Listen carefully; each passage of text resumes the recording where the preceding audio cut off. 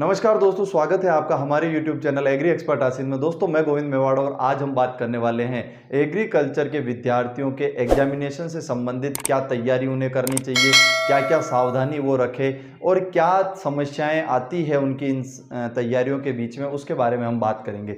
दोस्तों आज हम बात करेंगे एग्रीकल्चर सुपरवाइजर भर्ती 2021 भर्ती के बारे में और हम बात करेंगे उसी के साथ सहायक कृषि अधिकारी भर्ती के बारे में।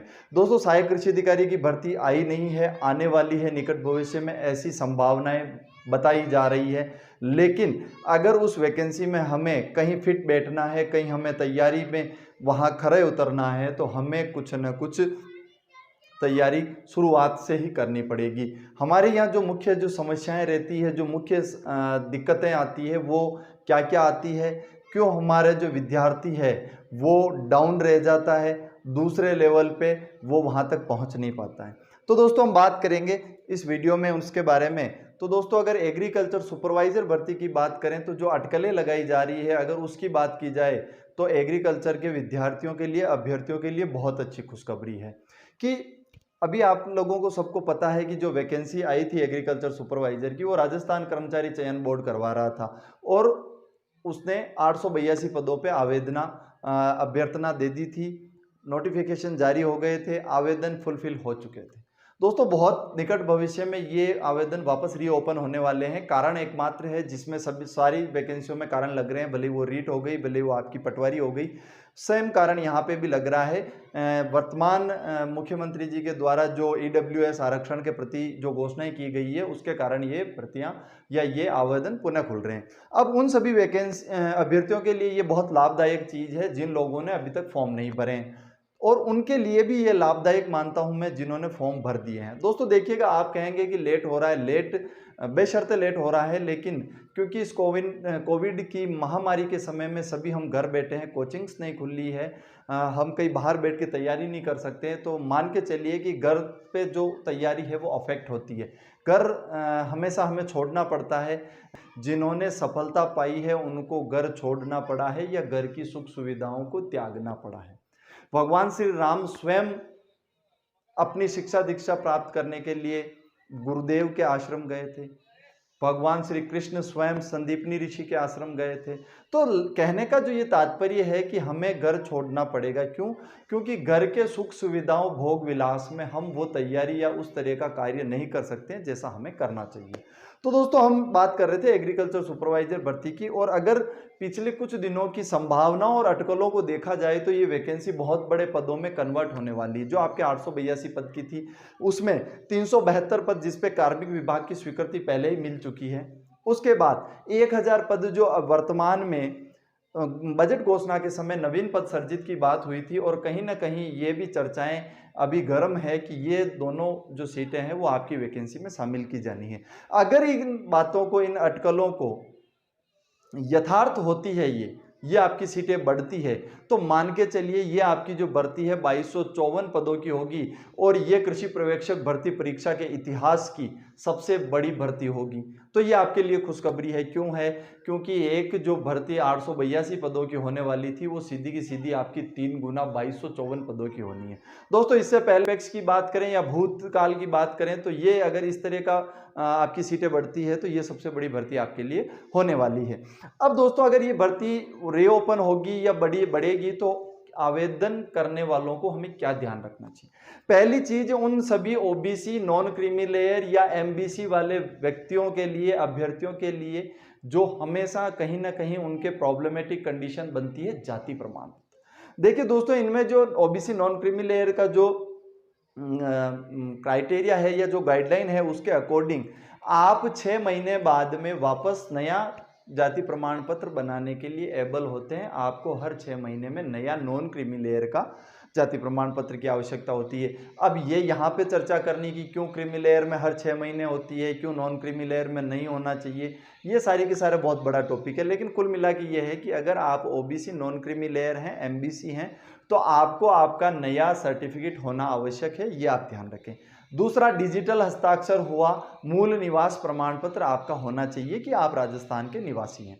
ये दोनों चीज़ें ऐसी हैं जिनमें ज़्यादा दिक्कतें आती हैं, हड़बड़ाहट होती है, तो ये दोनों चीज़ें पहले आप तैयार करके रखें। उसके बाद में दूसरे डॉक्यूमेंट्स भी जो हैं आपके तैयार रखें। जिस दिन वापस आवेदन खुलता है, जो लोग वंचित हैं, जो लोग पिछली बार भूल गए थे, रह गए थे, शुरुआत के दिनों में ही उस वैकेंसी में फॉर्म भर दें, अंतिम दिनांक तक जाने की कोशिश ना करें। ये बात हो गई। अब उसके बाद आपने फॉर्म भर दिया। हम फॉर्म भरने के बाद क्या करते हैं कि हम इंतजार करते हैं कि वैकेंसी की डेट आएगी। देखिए, वर्तमान में राजस्थान कर्मचारी चयन बोर्ड जो कार्य कर रहा है, जिस तरह की इसकी एग्जामिनेशन की डेट आ रही है, अगर हम कोविड महामारी को छोड़ दें तो ये मुश्किल से 1 महीने का समय देते हैं आपको तैयारी करने का।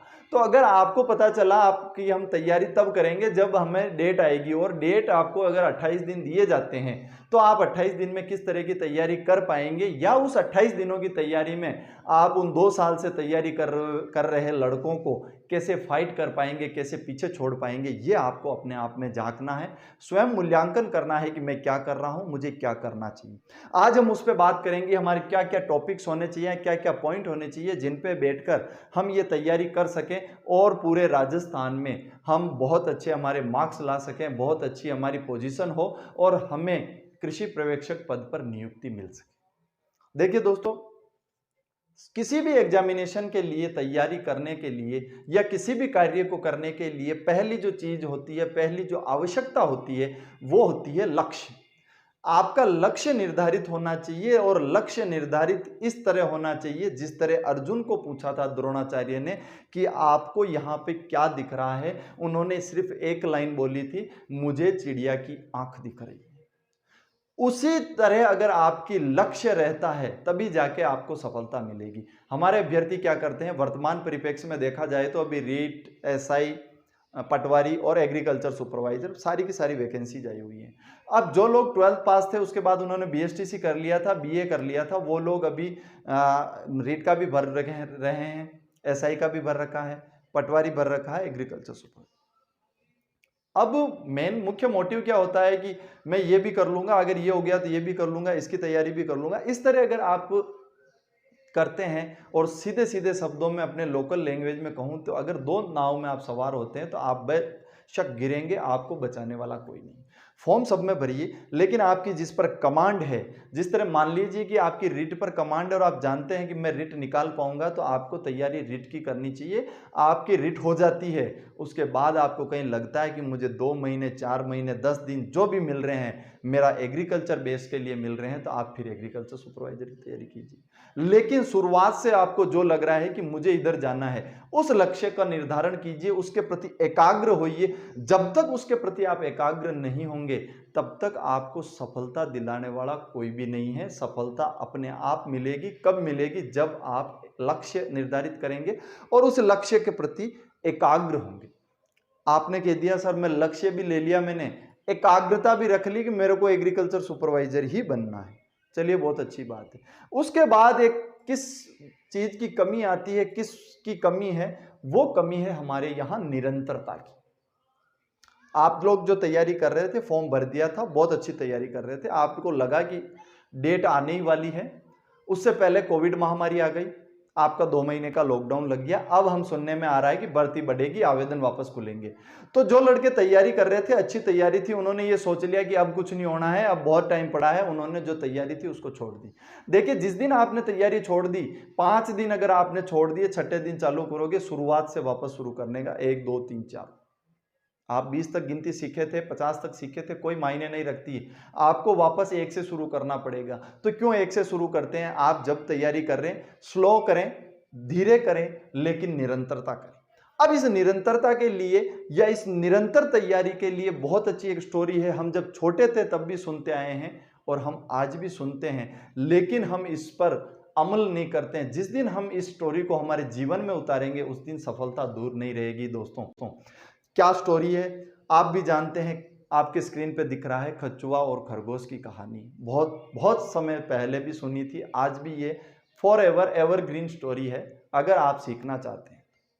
दोनों दोस्त हैं, दोनों ने तैयारी की है। आप मान लीजिए मैं यहाँ एग्रीकल्चर सुपरवाइजर वैकेंसी की बात कर रहा हूँ, दो दोस्त है, दोनों ने तैयारी की। एक थोड़ा सा वीक है, एक थोड़ा सा होशियार है। समझ लेना किसे वीक किसे होशियार कह रहा हूँ। खरगोश थोड़ा होशियार है, कछुआ थोड़ा थोड़ा वीक है। उसका चलने की उसकी जो चाल है, उसकी जो स्पीड है वो कम है, लेकिन खरगोश को कहीं अभिमान है कि मेरी स्पीड क्या है, कछुए से बहुत ज्यादा तेज है। अब वो अपनी स्पीड से दौड़ रहा है। दौड़ना दोनों ने शुरू किया, दोनों ने अपनी तैयारी शुरू की, लेकिन हुआ क्या, जो ही आधे रास्ते पहुंचे या तैयारी के आयाम बनने लगे थे, तैयारी आपकी अच्छी चलने लगी थी, बीच में एक अवरोधक हमेशा आपके जीवन में आएगा। भले आप कोई सा भी काम करने जाओ, आप किसी कार्य के लिए निकलेंगे, आपको किसी न किसी रूप में एक अवरोध मिलेगा, किसी न किसी रूप में आपको एक अटकाव मिलेगा, एक रुकावट मिलेगी। यहां रुकावट क्या मिली आपको, एक छाया रूपी आलस्य पेड़ नामक पेड़ ने, आलस्य कह दीजिए उसे, किसी साथी के भ्रमिक विचार कह दीजिए, अरे अभी तो बहुत टाइम पड़ा है, क्या करेगा पढ़ के, या और कोई भी कारण आप देख लीजिए। ये जो विचार है, ये जो रुकावट है इस छाया रूपी पेड़ की, इसने क्या कह दिया खरगोश को कि उसकी तो स्पीड धीरे है रे, तू आराम से बैठ, बहुत अच्छा दौड़ा हूं और अभी निकल जाएंगे आगे। आप वहां बैठे, आपने आराम किया और आप 2 मिनट के लिए बैठे थे, लेकिन इस आलस्य रूपी पेड़ ने आपको रोक दिया।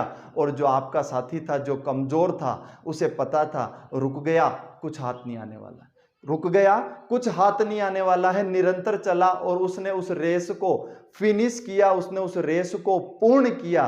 लेकिन क्या हो गया, आप नहीं कर पाए। आपकी जब नींद खुली तो आप कहां थे, वहीं अध बीच में जहां आप रुके थे, जहां आपको अभिमान था कि मैं 2 मिनट में वहां पहुंच जाऊंगा, इस कछुए से पहले पहुंच जाऊंगा, वो कछुआ आपसे पहले पहुंच गया। तो साथियों, अगर सफलता आपको चाहिए तो कछुआ बनना पड़ेगा, खरगोश नहीं बनना है। स्पीड नहीं चाहिए, निरंतरता चाहिए। तात्पर्य यह है, जितना हो सकता है पढ़िए। मैं नहीं कहता आपको कि आप घंटों में इस स्टडी को बांधिए, 5 मिनट पढ़िए, 10 मिनट पढ़िए। शुरुआत आप 5 मिनट से कीजिए, धीरे धीरे धीरे धीरे वो आपका मैटर, वो आपका लेवल अपने आप बढ़ेगा। जिस दिन हम दौड़ना शुरू करते हैं, पहले दिन हम 100 मीटर नहीं दौड़ पाते हैं, लेकिन वही धावक अगर रेगुलर 1 साल दौड़ता है तो वो 100 मीटर रेस में चैंपियन बन के आता है। तो ये सारी जो चीज़ें हैं प्रैक्टिस से आती है। पुरानी कहावत है, practice makes the man perfect. आप जब तक प्रैक्टिस नहीं करेंगे आपको ये चीजें नहीं आएगी। अब क्या करना है आपको, आपने निरंतरता रखनी है। निरंतरता जिस दिन आप रखेंगे, कछुआ जिस दिन आप बन गए, आपकी सफलता को कोई नहीं रोक सकता। आपने निरंतरता भी रख ली। अब आपको निरंतरता के बीच में और निरंतरता के साथ ही मैं एक चीज बताना चाहता हूं कि निरंतरता के साथ ही वो समय का हमें चयन करना है कि हमें किस समय तैयारी शुरू करनी। आपका सोचना यह है कि वैकेंसी आई है, फॉर्म भरूंगा, उसके बाद मैं तैयारी करूंगा, ऐसा नहीं होना चाहिए। वैकेंसी आए नहीं आए, मेरा फोकस अगर सहायक कृषि अधिकारी भर्ती है तो वो भर्ती कब आएगी, मुझे उसके रिगार्डिंग तैयारी करनी।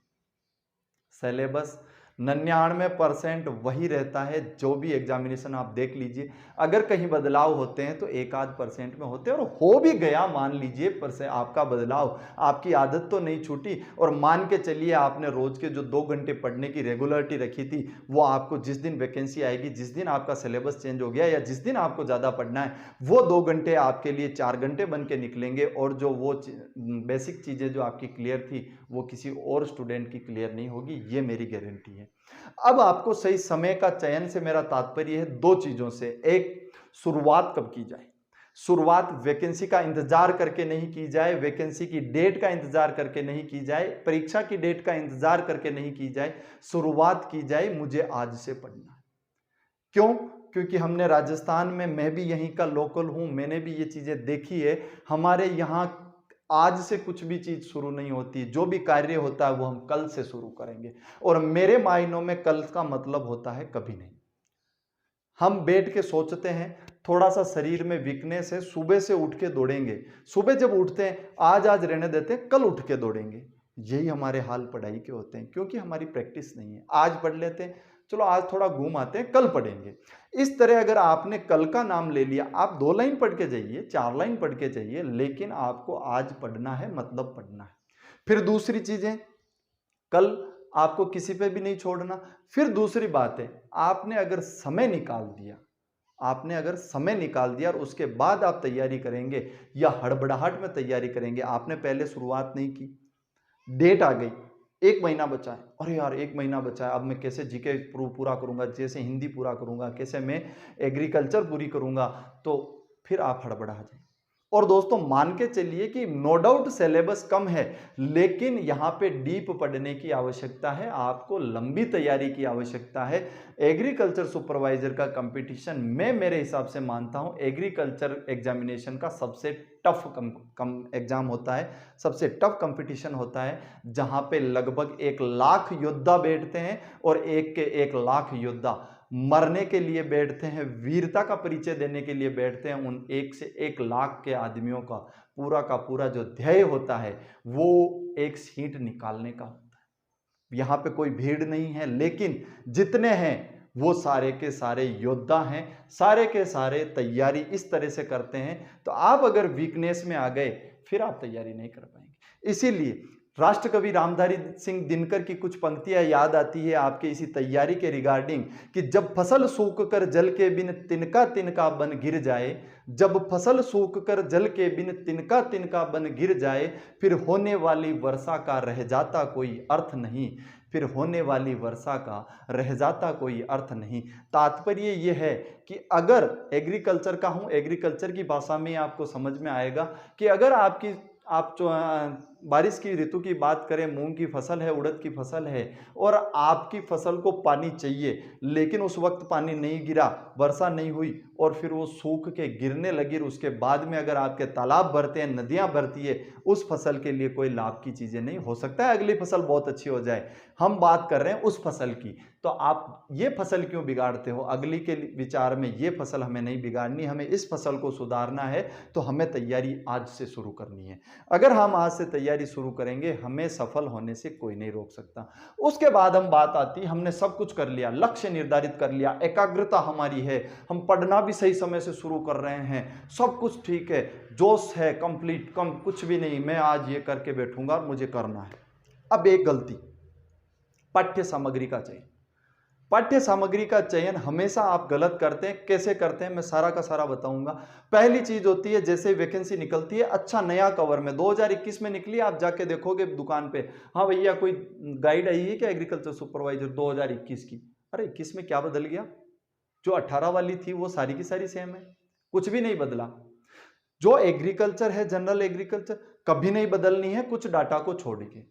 जो जीके है आपके ना समसामयिकी है, ना आपका कुछ भी ऐसा पॉइंट है जो आपका बदलने वाला। आपकी 5 साल पहले की बुक भी आपका काम करेगी, बशर्ते बुक अच्छी होनी चाहिए। दूसरी बात, हिंदी कहीं आपकी चेंजेज होने वाली नहीं है, बहुत कम आपका सिलेबस है, आप उसकी तैयारी कीजिए।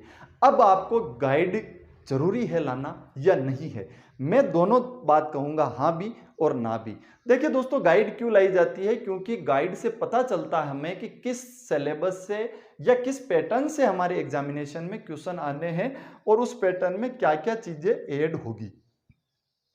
देखिए दोस्तों, एग्रीकल्चर के एग्जामिनेशन या सिलेबस में फिर भी कंप्लीट है, आपको सीधा सीधा दे रखा है कि राजस्थान की अगर सभ्यताओं की बात करें तो आहड़ कालीबंगा कंप्लीट दे रखी है, आपको कोई कंफ्यूजन होने की आवश्यकता नहीं।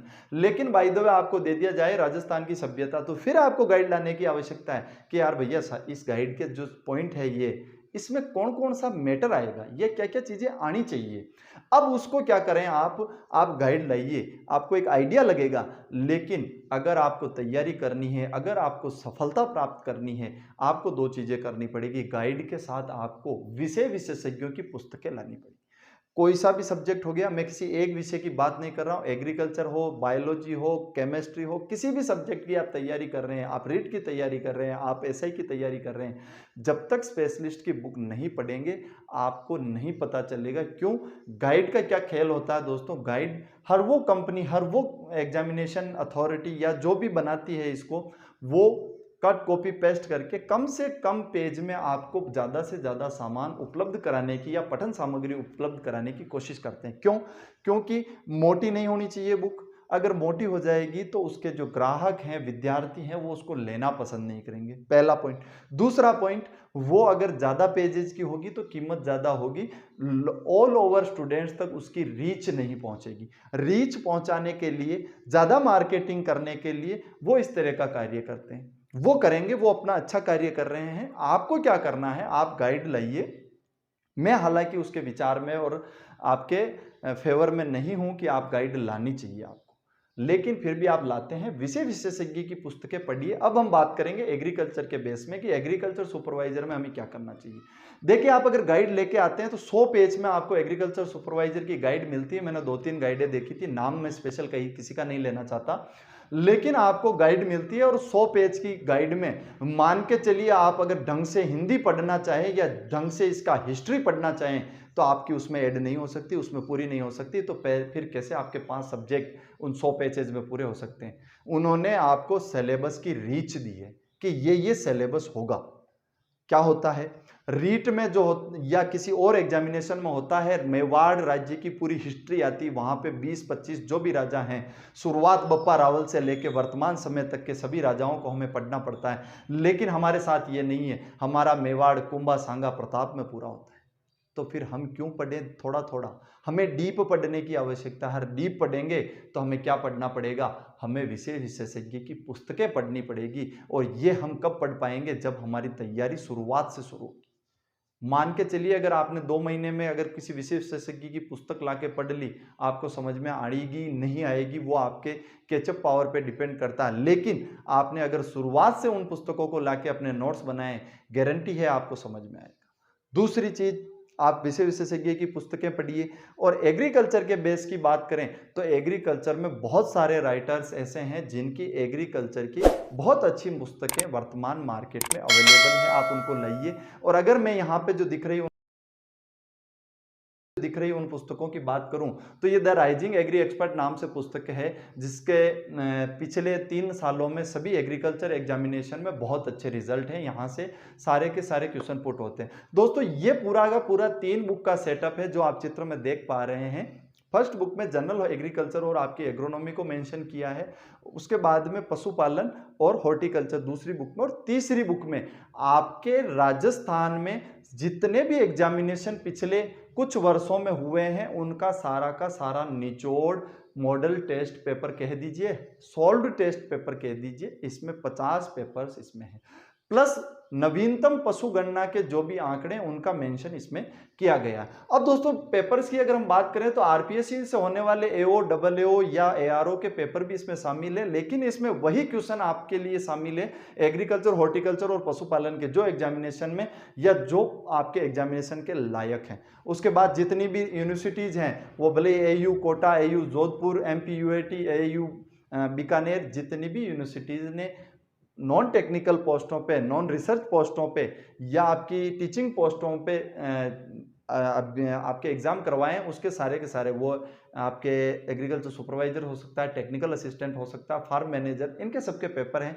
फिर संयुक्त प्रवेश परीक्षा के नाम से जो जेड का एग्जाम होता है उसके भी पिछले 10 से 15 सालों के पेपर इसमें मेंशन है। आपके एग्रीकल्चर सुपरवाइजर की जितनी भी वैकेंसीज हुई है, भले वो 2011 हो सकती है, 13 हो सकती है, 15 हो सकती है और 2018, ये सारे के सारे आप पेपर आपके इसमें इंक्लूड किए गए हैं। तो दोस्तों, इसको भी आप ले सकते हैं। इसके अलावा भी बहुत सारी पुस्तकें हैं एग्रीकल्चर के लिए जो वर्तमान में है। बस आप ये ध्यान रखें, मैटर अच्छा लें जिसमें गलतियां कम से कम हो। मैं ये नहीं कहता कि कोई भी बिल्कुल एररलेस हो सकती, किसी में त्रुटि नहीं होती है, त्रुटियां सब में पाई जाती है। कोशिश करें कि कम से कम त्रुटियां हो, और हो भी सही तो आप जहां से ला रहे हैं, जिस टीचर से संपर्क में हैं, उनसे उन त्रुटियों को आपके लिए क्लियर करवा दें। एग्जामिनेशन में आप गलत नहीं करके आए, ये मेरा कहना है। फिर तीसरी चीज, एग्रीकल्चर की उत्पादकता के जो आंकड़े हैं वो इन पुस्तकों से पढ़ के कभी भी सॉल्व नहीं करके आवे।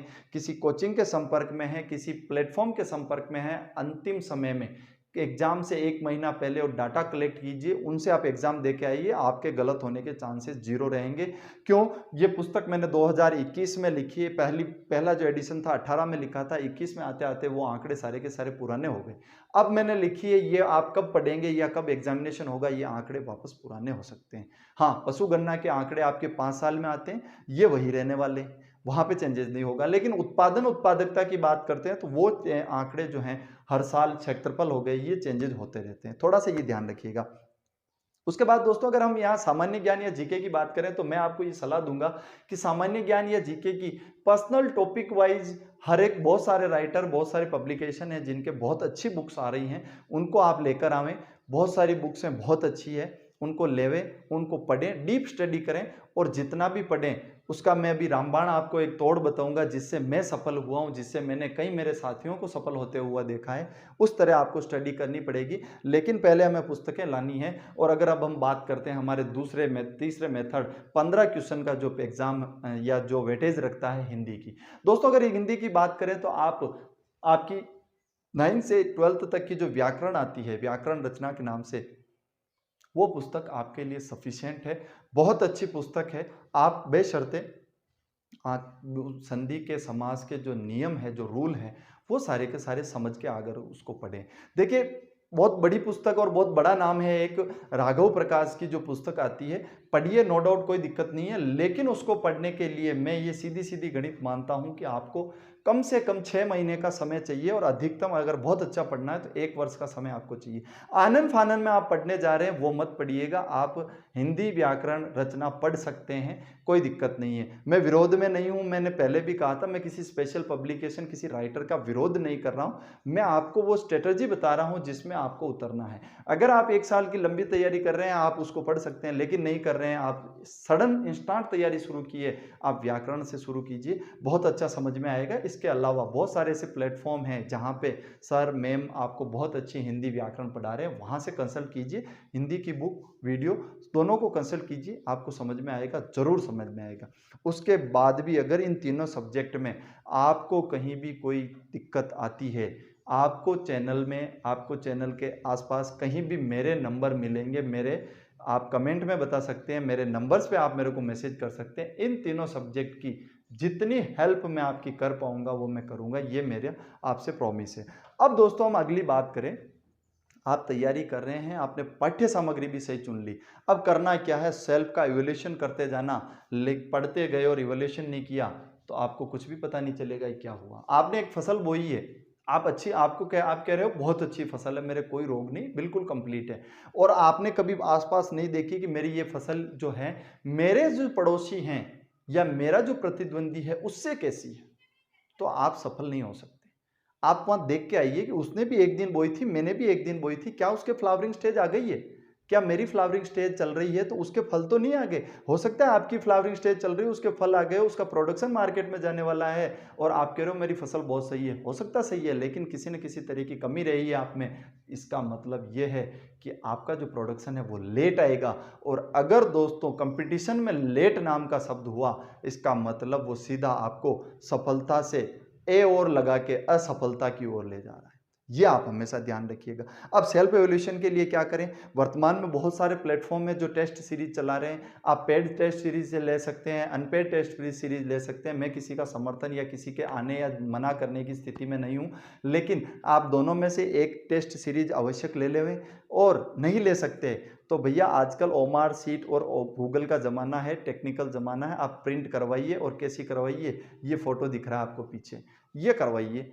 अब ये प्रिंट करवा के आप अपना पेपर बनाइए खुद, आप 2 महीने पढ़ लेंगे, आपको पता चल जाएगा पेपर कैसा आना है। या फिर आपने कोई मॉडल टेस्ट पेपर ले लिया, all agriculture exam review type, तो उसको आप लीजिए और उसको आप बगैर देखे उसको सोल्व कीजिए, ईमानदारी से सोल्व कीजिए कि यार मुझे, जैसे मैं एग्जामिनेशन हॉल में ही बैठा हूँ और मुझे नेगेटिव मार्किंग से बचना है। ये सबसे बड़ा पंगा है दोस्तों। तैयारी भी बहुत अच्छी करते हैं लड़के, लेकिन कहाँ आके अटकते हैं, काश सर में एक क्वेश्चन गलत